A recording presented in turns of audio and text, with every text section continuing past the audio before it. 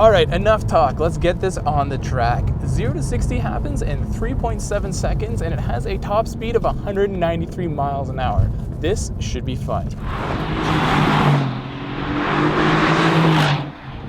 As you might be able to see, it's not exactly the nicest day out. It is cold and wet, and this big powered rear-wheel drive car wants to hang the tail out all the time. Now, that said, it is quite controllable, and I'm not having any sort of shock oversteer moments.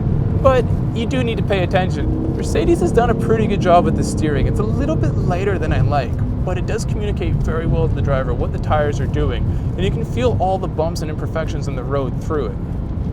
The tires on this car have good grip even in the wet. In the dry, obviously they're better, but in these conditions, I'm surprised how fast we can go and how much lateral grip we have on some of these faster off-camber corners. And then there are the brakes. I don't even have the carbon ceramic brakes on this car, yet these ones have so much bite and the GT just stops. But the real beauty of this car is the engine. There is so much forward momentum. Turbo lag is almost non-existent, and the power just keeps on going all the way to redline. Mercedes wants this to be a proper sports car, and although I don't think it's as nimble as, say, a 911, it is a lot of fun to drive and won't embarrass itself on a track, as I'm finding out. Plus, what 911 sounds like this?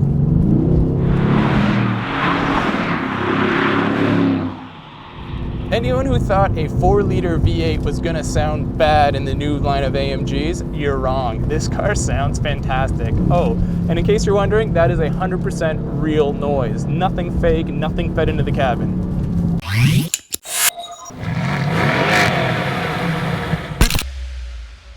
What I have here is the S version of the GT, the only version initially available. What makes the S so special compared to the regular GT that will come out later this year lies under the hood.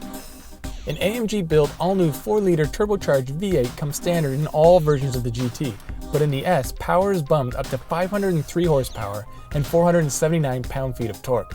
This may sound like a run-of-the-mill German 4-liter turbo. I mean, everyone has one, right? But this is something different. The new AMG V8 has its 2 turbochargers mounted in between the V of the cylinder banks, similar to where the Corvette puts its supercharger.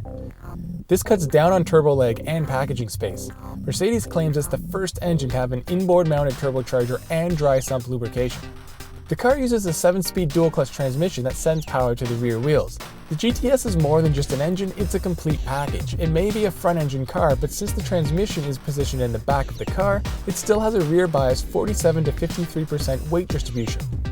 The S ditches the regular GT's mechanical rear differential for a faster reacting electronic differential.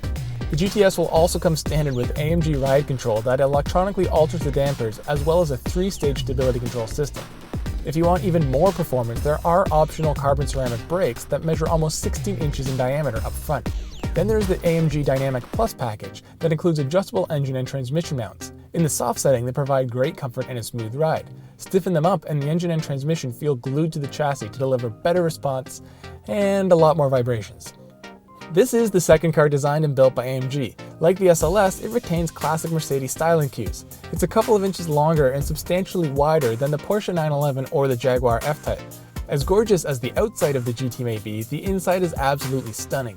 Mercedes claims it makes you feel like you're slipping into the cockpit of a fighter jet. That may be a bit much, but there are some definite aeronautic design cues in here.